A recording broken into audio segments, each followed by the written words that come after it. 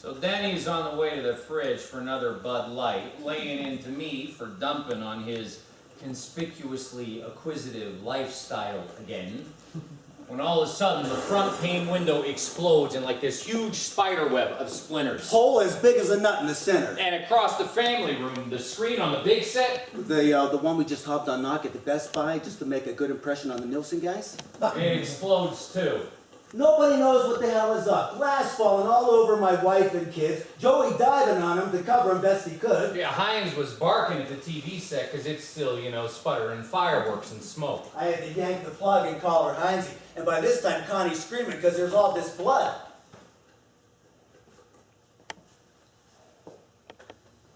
Things were already pretty choked that night before the bullet hit. Denny made up his mind to reform me. We'd both been passed over the third time in a row on detective promotions. I've been half fractured most of the time since. And Denny refused to let me put my life on the rocks about cowplop of that particular ilk. Best friends since kindergarten. It's only right.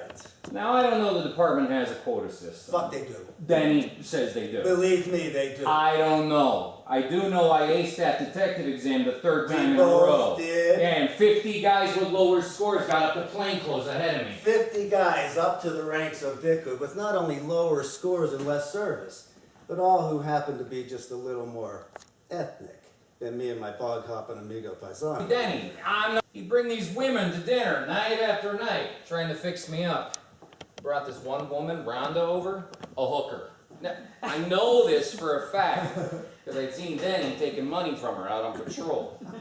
Nothing inherently bad in that. A dozen or so hookers, Denny took care of them and then greased them. In exchange, he wouldn't run them in, keep the pimps off their back. Hey, I enabled those girls to keep most what they made, exactly the way the free enterprise system in this country should be. To get a new start, person's got to make new friends, right? Rhonda ain't been exposed to the good life. I want to show her the good things, show her just how good the good things can be. It's you all over again, Joe. You got no right to look down. Everyone around this table knows you have a fairly severe drinking problem. Okay, well maybe Rhonda didn't know, but she's company. Besides, I bring you to the table night after night for the same logical purpose.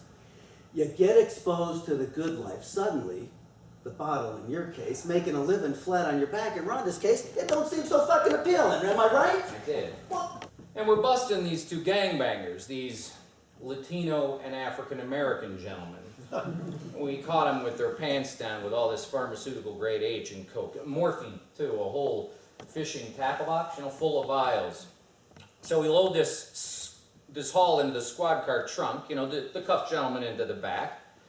And up front, I tell Denny the names he called these guys while we were reciting them their Mirandas. He should be a little more cautious, that's all I say. And he gets all defensive. what? What'd I say?